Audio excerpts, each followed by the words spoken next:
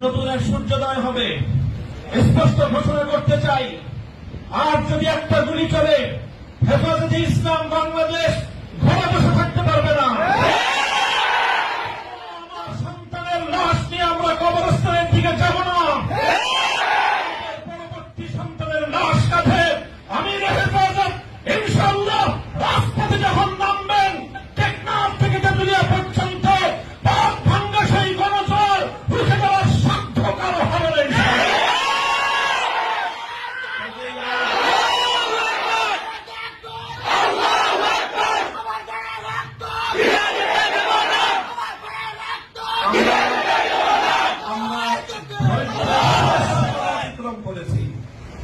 পরিস্থিতি এভাবেই যদি চলতে থাকে, আর যদি আমাদের দেশের জনগণের নিরাপত্তার দায়িত্বে নিয়োজিত আইন শৃঙ্খলা রক্ষাকারী বাহিনী বুলেট যদি আর বন্দুকের নল থেকে আরেকটি বুলেট ছুড়ে, তাহলে বাংলাদেশের পরবর্তী গণ অভ্যুত্থান অবশ্যম্ভাবী হবে।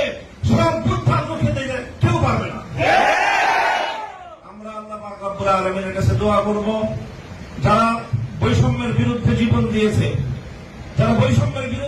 দিয়েছে, অত্যাচারীর হাতে যাদের প্রাণ গিয়েছে, তারা নিঃসন্দেহে শাহাদাত বরণ করেছে। কাজে সেই শহীদদের আত্মার মাগফিরাত শুধু নয়, বরং শহীদদের শাহাদাতের কবুল হওয়ার জন্য আমরা দোয়া করবো আল্লাহর কাছে। এবং সেই শহীদদের উসিলায় আল্লাহ যেন আমাদের আগামী প্রজন্মকে এভাবে সকল বৈষম্য, জুলুম, অবিচার, অন্যায়ের বিরুদ্ধে রুখে দাঁড়াবার এক অদম্য সাহস যেন আল্লাহ পরবর্তী প্রজন্মের বুকে বুকে দান করেন, সেই দোয়া ইনশাআল্লাহ আমরা করবো।